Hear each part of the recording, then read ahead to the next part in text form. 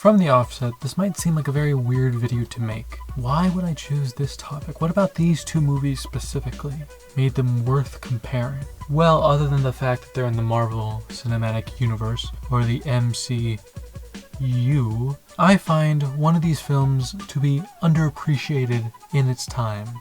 And I also find another one of these films to be massively overrated.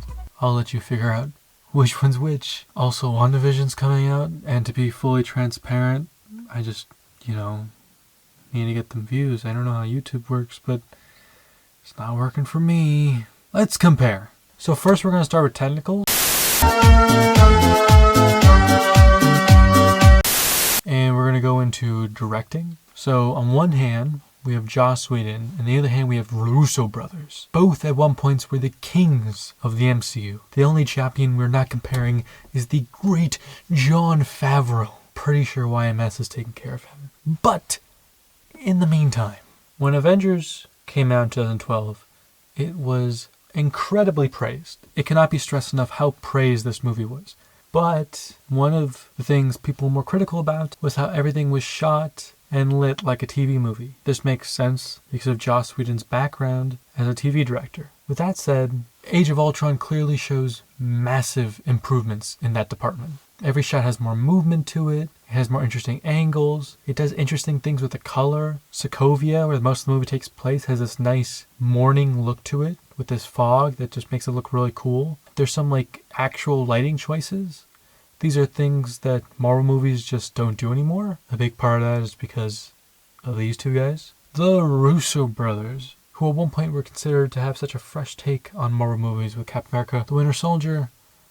I just kind of feel like their movies are extremely boringly shot. Not just boringly shot, but their action scenes, specifically the ones that don't mainly consist of CGI, look extremely, extremely dull and hard to focus on. It's that James Bourne style of editing. Look at this fight scene between Scarlett Johansson and these two thugs.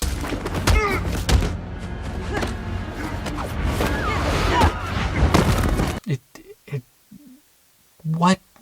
Why is there so many cuts? Why can't we just see the action? This movie cost millions of dollars. They couldn't have shot this more professionally. So if you're wondering, I'm giving this one to Age of Ultron, obviously. Effects. If you're making a summer blockbuster, you have to have good effects. So I'm going to take all that praise I just gave Joss Whedon, and just going to take it all back. The effects in this movie is very poor, most of it. Some of it's good, Hulk is good, but a lot of it's crappy, specifically in the big set-piece action scenes.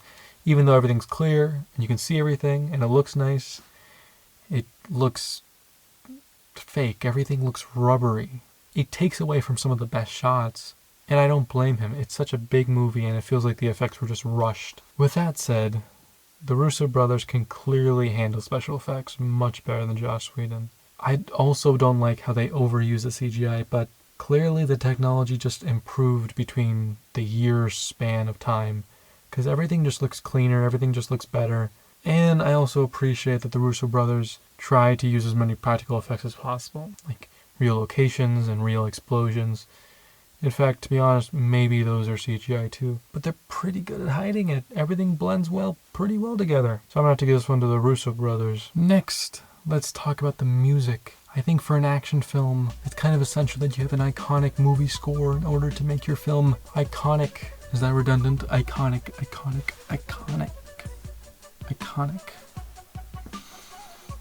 A lot of people complain that the first Avengers score is generic. I would highly disagree. I would say that the score is quite memorable and clearly had a lasting impact. You can see how they used it in the Avengers Infinity War trailer. With that said, they don't take advantage of the score in Age of Ultron at all. They just don't do anything with it that's that memorable, except for maybe the opening logos, and that's dull. And that's something I have to give praise to Civil War. Despite the fact that the plot is incoherent and doesn't make too much sense and is riddled with side plots, the thing that kind of links it all together is the music. The music at the airport fight is great, and the music at the Bucky and Cap versus Iron Man fight is legitimately suspenseful. So I'm giving it to the Russos, which means the Civil War wins for technicals.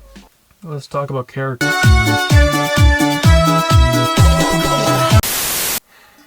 First, the main characters. This is gonna be tough because they're both not that great, to be honest. Iron Man versus Captain America. The problem with both of these characters is that neither of them have an arc. Tony's progression throughout the film is, I need to build a robot to help protect the future. And then when that goes wrong, his solution is, I'm gonna build another robot to protect the future. Also, I would say that Tony has the most screen time. So even though it's an ensemble, I would consider him the main character of this story. Cap is a bit complicated. Cap has never had a story arc in any of these films. It's always been kind of the idea that the world changes around him, kind of like Paddington. Steve can be very boring, especially in his own films. Steve can be just extremely just uninteresting and make the plot very dull. I'm looking at First Avenger. God damn, that movie's fucking boring as hell just because he's a lame main character. Nothing against Chris Evans, but there's just nothing to work with there. Winter Soldier almost makes him interesting because it's like, oh, he's working against the government. But then by the end of it, it's like, oh, he also has a very easy solution to this too. He just has to destroy S.H.I.E.L.D. And then it's like, oh, none of his ideals were actually challenged. This film had the most opportunity for him to have any real change because he had to go against his own friends. But then he just kind of sticks to his morals and he ends up succeeding and he doesn't really have any consequences except for the fact the Avengers break up, even though they ultimately just get back together in the next film. So, whatever. No lasting stakes. So look, neither of these characters have any real arcs. So I have to just give it to who's the most entertaining. And this might be a surprise, but I'm going to give it to Cap because Tony is kind of fucking annoying in this film. In Age of Ultron, he's too quippy. He's just quipping all the time. It's like, just shut up. Just shut up. It felt like Age of Ultron, they ran out of things to do with him. They ended up changing his arc by Civil War, but before that, he just kind of became a parody of what he was in Iron Man. I really liked him in Iron Man, but by the time Age of Ultron came around, it was like, they just didn't know what to do with him. Lame. Boring. So, Cap kind of default wins this. Next up, villains. This should be an improvement. Look, Ultron is fun. James Spader is giving a great performance. And it's just kind of a blast to watch. He gives a good laugh, whatever. But, I mean, he could have been better. I think people were saying that he should have been a Terminator-esque villain. I don't know if I agree with that, because I like the idea that he has Tony's sense of humor. I don't know. His plot is very simple, like a villain from a Saturday morning cartoon. They just want to destroy the world. It's not very developed. It's not very dynamic. It's like, whatever. You know, he wants to be Terminator. It's not complex. He's not threatening, ever. He's just, it's difficult. Civil War is much more ambitious with its villains, but with that it causes a lot more problems.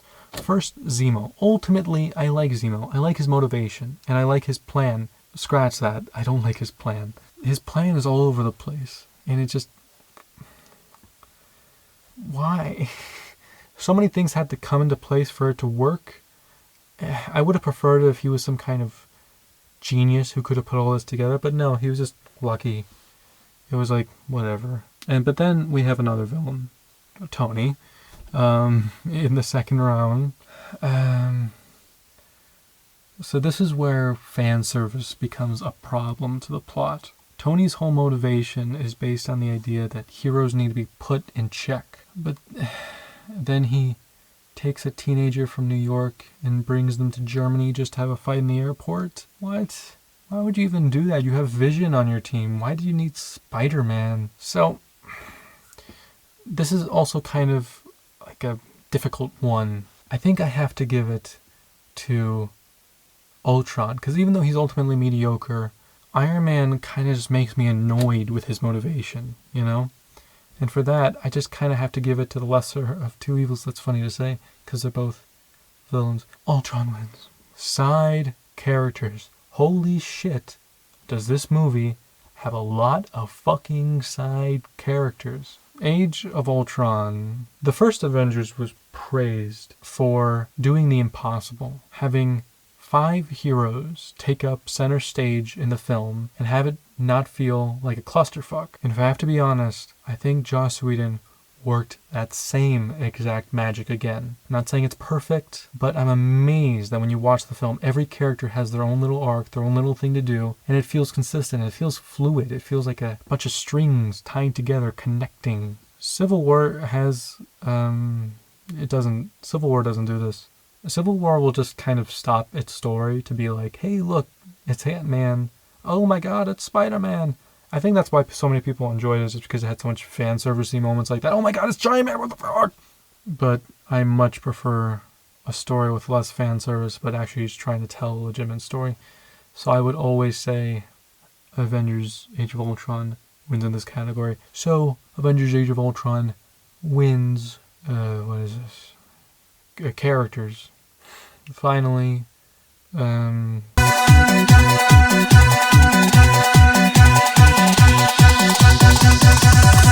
so, who has the most original story? Well, Age of Ultron, you can call it a lot of things, but it's not fucking original, that's for sure. It's very derivative of the first movie's plot. It really doesn't take too many risks, and what I have to give Civil War credit is that it does take risks within the story. So, I guess I'm going Civil War? I don't know.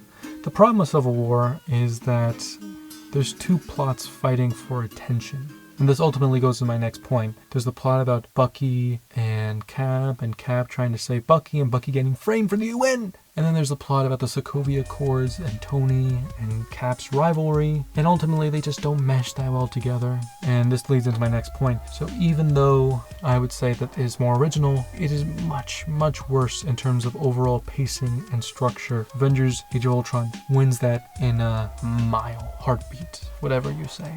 That's next. Symbolism.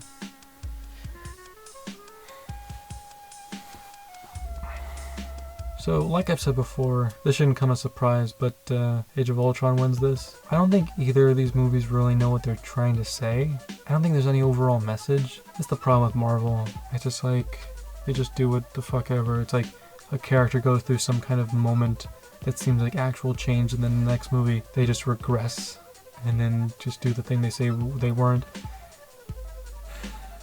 I don't fucking care. I think if I had to choose one, Age of Ultron's whatever, it's consistent, you know? And Civil War just isn't. Civil War is trying to say something. That's what I can say about Age of Ultron. Age of Ultron isn't trying to say anything, and it comes out on top because of that. Civil War tries to say stuff, but it's just convoluted. It doesn't ever actually make a point of what is right or wrong. It ultimately sides with Captain America, but we always knew they were going to side with Captain America. So yeah, Age of Ultron wins. And I think it's an underappreciated film. I don't know, I've always had this affinity for defending the film that kind of gets the bad rap. And so, Avengers Age of Ultron wins, my opinion, because it's just my opinion, and I'm sure a bunch of people disagree with me, but whatever. So I made this video in light of WandaVision coming out. I didn't even talk about them. It's kind of weird because throughout these two films and Infinity War and Endgame, they kind of have a nice linear story. So I think I'm excited for this series. It should be good. You know, who knows? Anyway, that's the video. Have subscribe, like and comment, and wear your seatbelt.